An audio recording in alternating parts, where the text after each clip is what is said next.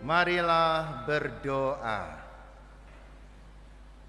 Allah Bapa, sumber kehidupan dan kebangkitan, iman kami telah Kau teguhkan dengan kebangkitan Putra-Mu dari alam maut. Teguhkanlah juga harapan kami dalam menantikan kebangkitan para hamba-Mu. Demi Yesus Kristus, Putra-Mu Tuhan dan pengantara kami, yang hidup dan berkuasa bersama Dikau dalam persekutuan Roh Kudus, kini dan sepanjang masa. Amin.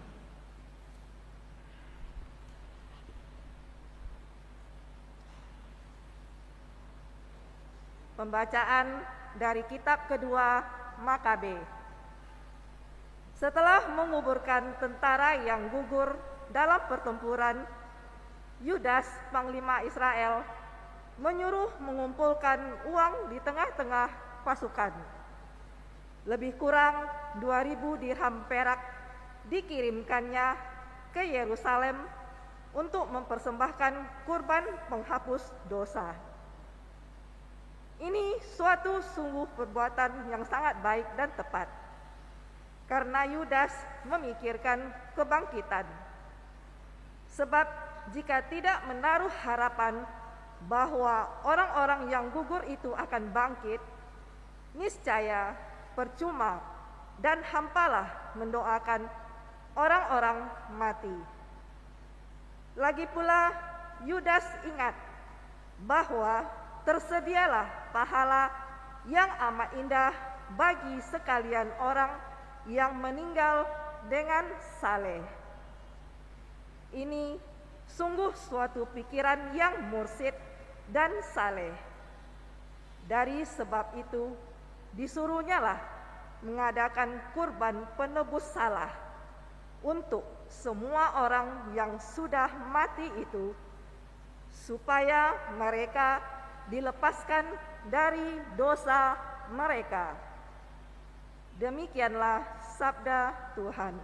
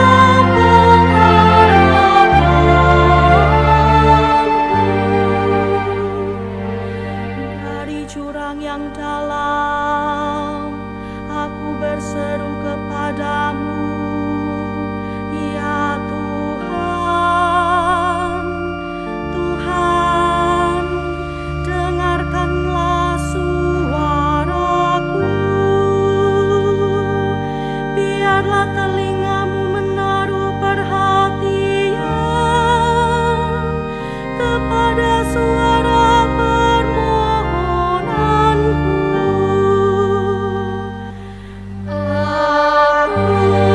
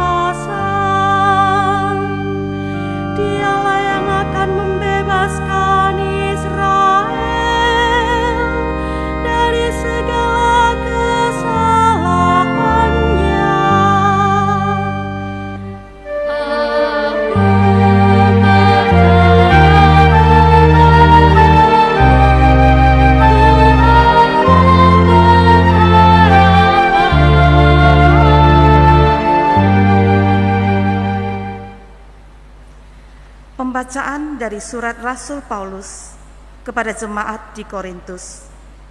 Saudara-saudara, Kristus telah dibangkitkan dari antara orang mati sebagai yang sulung dari orang-orang yang telah meninggal.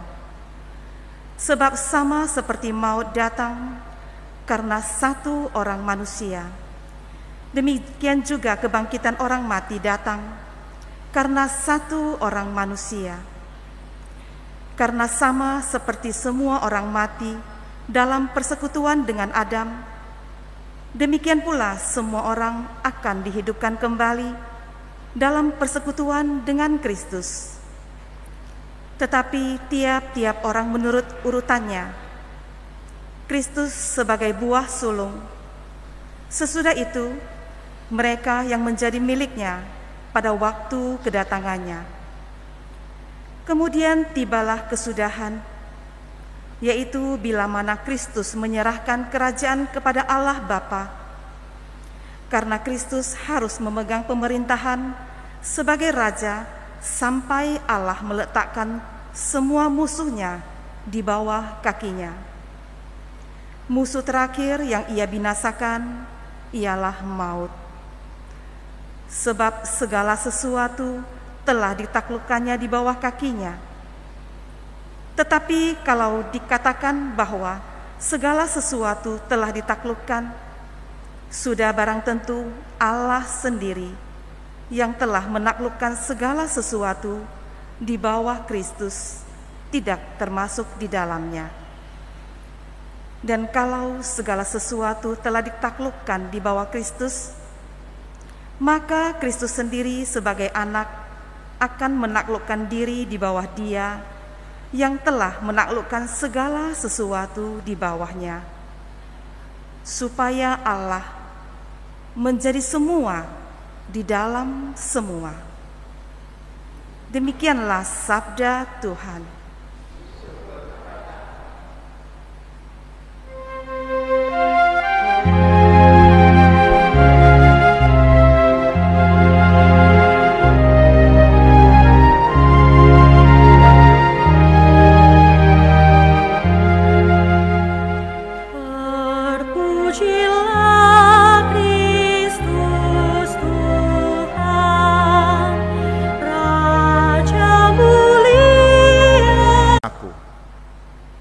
Yaitu supaya dari semua yang telah diberikannya kepadaku, jangan ada yang hilang, tetapi supaya kubangkitkan pada akhir zaman. Sebab inilah kehendak Bapa-Ku, yaitu supaya setiap orang yang melihat Anak dan yang percaya kepadanya beroleh hidup yang kekal, dan supaya aku membangkitkannya pada akhir zaman.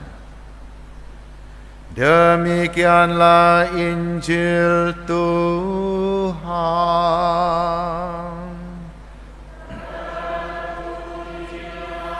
Kristus.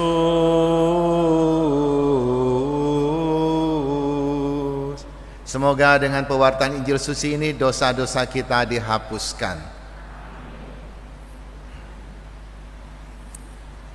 Gereja Kudus terdiri dari 3 bagian, yaitu gereja yang telah menang, yaitu mereka yang ada di surga. Gereja yang sedang menderita, yaitu mereka yang belum masuk surga karena belum cukup suci. Kita sebut di api penyucian. Dan yang ketiga adalah gereja yang sedang berjuang. Kita ini gereja yang sedang berjuang ada tempatnya, yaitu di bumi. Gereja yang sudah menang dan yang sedang menderita tidak ada tempatnya. Itu mereka ada dalam suatu keadaan. Jadi tidak bisa pilih-pilih kafling. Saya mau di kafling mana lebih bagus, mau di klaster mana lebih bagus. Seperti di bumi ini. Di situ semua orang mendapatkan tempat untuk roh, jadi bukan tempat untuk badan. Mengapa kita masih mendoakan orang meninggal? Sebab kita percaya belas kasih Tuhan bagi orang yang hidup dan juga bagi orang yang meninggal. Hari ini ditegaskan dalam Injil, orang-orang yang diberikan kepadaku jangan sampai ada yang hilang. Ada tidak yang hilang? Tentu saja mereka yang masuk ke neraka, mereka hilang. Tapi ada yang belum cukup suci, belum waktunya masuk ke surga, masih disucikan. Untuk mereka itulah kita berdoa.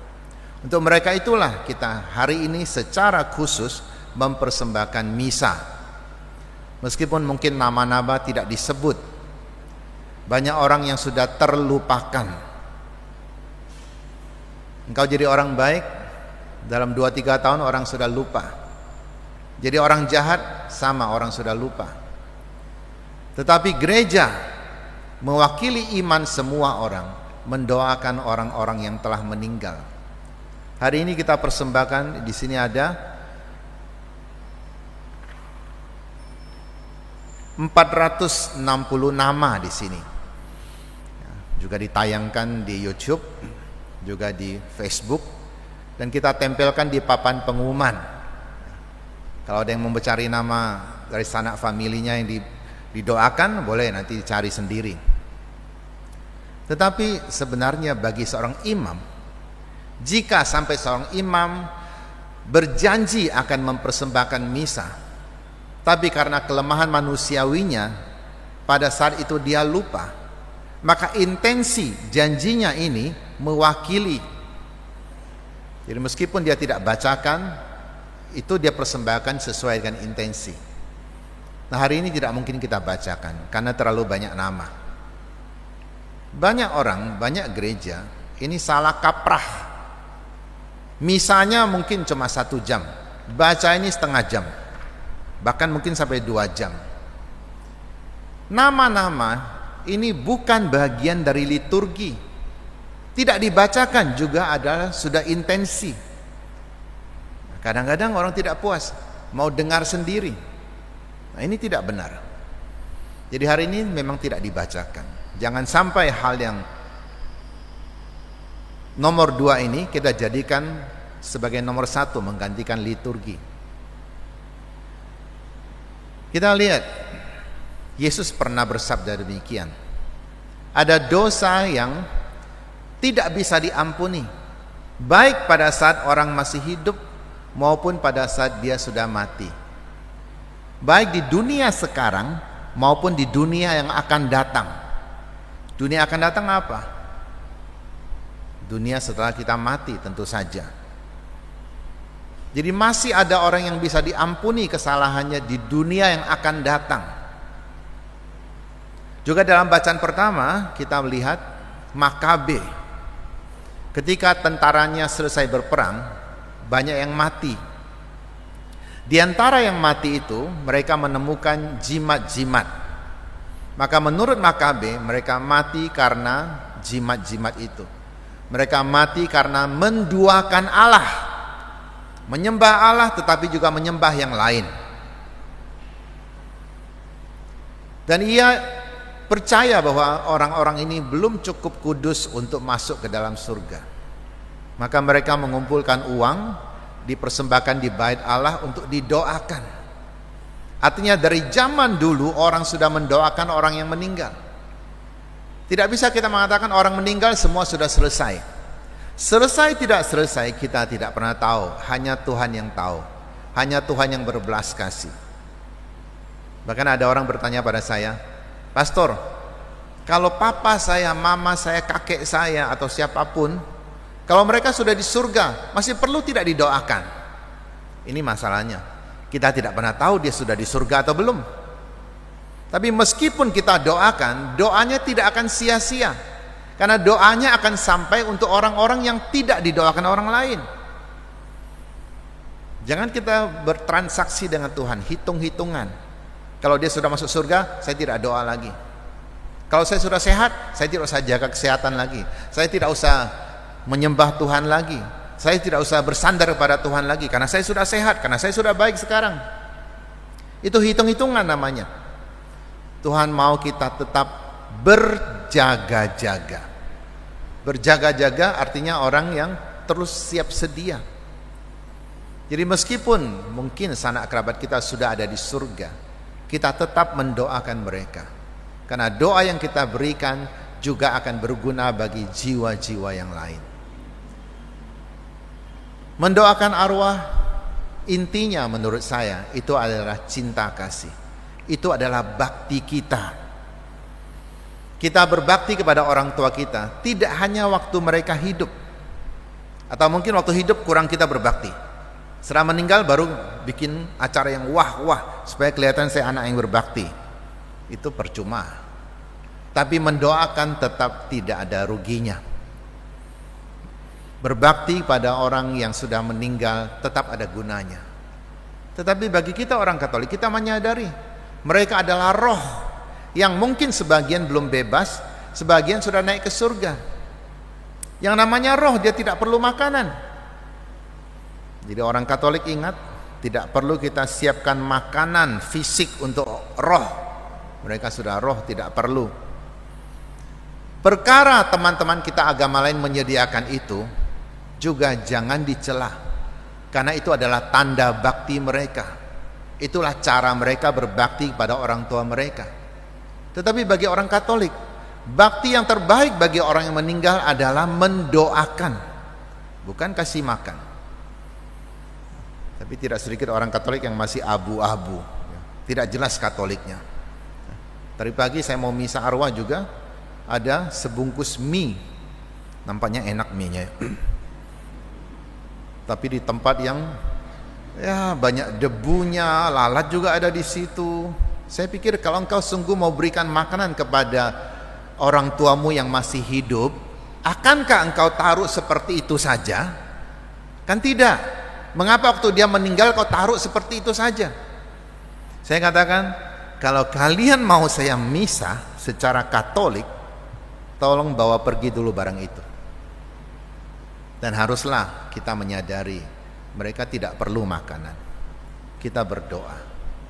Maka hari ini mari kita tunjukkan cinta kita kepada orang-orang yang telah meninggal, baik mereka yang kita ingat maupun yang kita lupakan. Di dunia ini ada banyak orang berkorban untuk kita. Tidak hanya orang tua, tidak hanya para pemimpin bangsa, tidak hanya teman-teman kita, tapi ada banyak orang yang tidak kita kenal, bahkan tidak kita ingat. Mereka juga berbakti. Satu orang menciptakan kebaikan, maka dunia akan semakin baik. Kita kenal tidak kenal, ketika ada orang berbuat baik, itu adalah berkat untuk seluruh dunia. Semoga sanak kerabat yang kita doakan mendapatkan istirahat yang kekal, dan semoga Tuhan cepat membebaskan mereka dari siksaan di api penyucian. Siksaan apa? Bukan ada api yang berkobar-kobar. Kalau memang ada, Anda ke situ tuh bau daging, mungkin sedap itu. Kecuali yang sudah lama bakar, mungkin sudah gosong. Tidak, saya katakan tadi keadaan. Keadaan yang bagaimana? Sangat rindu bertemu dengan Tuhan, tetapi belum saatnya, belum cukup memenuhi syarat. Nah, kerinduan itulah siksaan yang paling besar bagi roh. Roh tidak merasa sakit. Kita kalau disakiti kita akan merasa sakit. Roh juga tidak sakit hati, tapi dia merindukan Allah tetapi belum sampai. Tentu yang di surga sudah sampai. Bahkan yang di surga kita percaya orang-orang yang sudah di surga, mereka menjadi orang kudus. Mereka juga mampu menjadi pendoa bagi kita yang masih berjuang di dunia ini.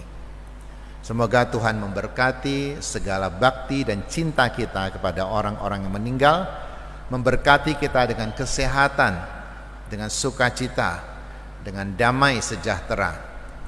Lebih-lebih tidak hanya badan kita terberkati, jiwa kita pun terberkati. Semoga suatu hari kelak kalau kita pun sudah meninggal dunia, masih ada keturunan kita yang mendoakan kita.